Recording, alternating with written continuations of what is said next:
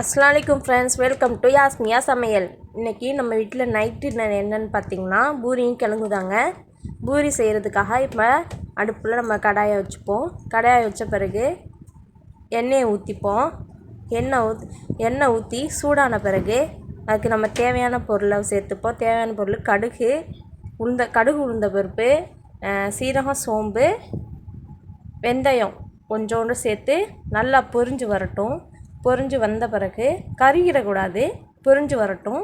சிம்லேயே வச்சுக்கோங்க. பொரிஞ்சு வந்த பிறகு கொஞ்சம் கடலைப்பருப்பை போட்டுப்போம். கடலைப்பருப்பை போட்டதும் அதுவும் பொரிஞ்சு வரட்டும். பொரிஞ்சு வந்த பிறகு நம்ம இப்போ வெங்காயம் போட போகிறோம். இதில் நம்ம தக்காளி சேர்க்கக்கூடாது, வெங்காயம் மட்டும்தான் சேர்க்க போகிறோம். இப்போ இது நல்லா பொரிஞ்சு வந்துருச்சு.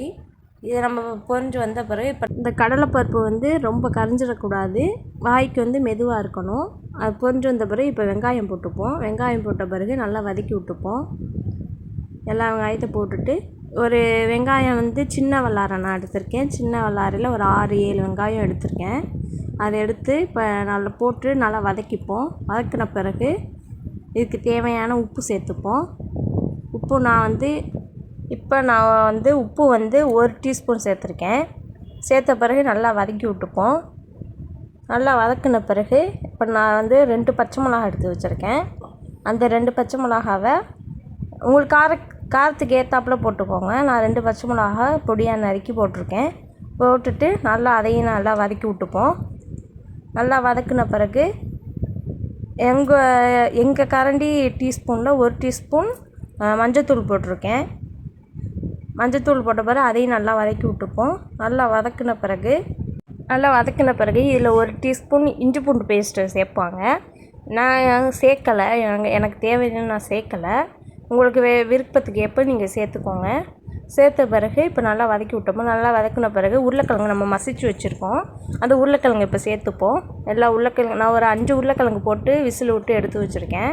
இப்போ அதை போட்டு நல்லா வதக்கிப்போம்.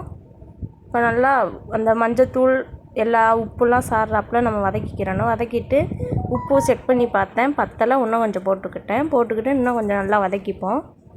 நல்லா எல்லாம் மிக்ஸ் ஆகி வராப்புல நல்லா வதக்கிட்டு இப்போ கடுகு, உளுந்தப்பருப்பு, அதெல்லாம் கடலைப்பருப்புலாம் போட்டிருக்கோம்ல, அதில் நல்லா உருளைக்கிழங்கு நல்லா வெந்திருக்கணும். வெந்த பிறகு இப்போ தண்ணி ஊற்றிப்போம். தேவையான நான் 1 டம்ளர் ஊற்றுறேன். 1 டம்ளர் ஊற்றிட்டு நல்லா கிண்டி விட்டுட்டு அதிலே நல்லா மசிச்சு விட்டேன். உருளைக்கிழங்க நல்லா அதை ஆப்பையை வச்சு நல்லா மசிச்சு விட்டேன். மசிச்சு விட்ட பிறகு இப்போ உருளைக்கிழங்க நல்லா மசிச்சு விடுறேன். நல்லா மசிச்சு விட்டால் தான் நல்லாயிருக்கும். நல்லா மசிச்சு விட்ட பிறகு தண்ணி கொஞ்சம் பத்தலை, இன்னும் கொஞ்சம் தண்ணி 1/4 டம்ளர் ஊற்றிக்கிட்டேன்.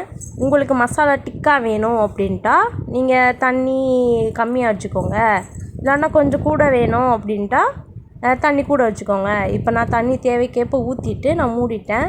மூடி வந்த பிறகு இப்போ கொதி வந்துருச்சு. இப்போ பாருங்கள், பூரிக்கிழங்கு அழகாக ரெடி ஆயிடுச்சு. நல்லா கொதி அந்த மஞ்சள் ஸ்மெல்லாம் போயிடுச்சு. லாஸ்ட்டாக நான் உப்பு செக் பண்ணேன், உப்பு கரெக்டாக இருந்துச்சு. எவ்வளோதாங்க, பூரிக்கிழங்கு ரெடி ஆயிடுச்சு. ஓகே ஃப்ரெண்ட்ஸ், இந்த வீடியோ உங்களுக்கு பிடிச்சிருந்தா லைக் பண்ணுங்கள், ஷேர் பண்ணுங்கள், மறக்காமல் சப்ஸ்கிரைப் பண்ணிக்கோங்க, பெல் ஐக்கானை கிளிக் பண்ணிக்கோங்க. பாய், அஸ்ஸலாமு அலைக்கும்.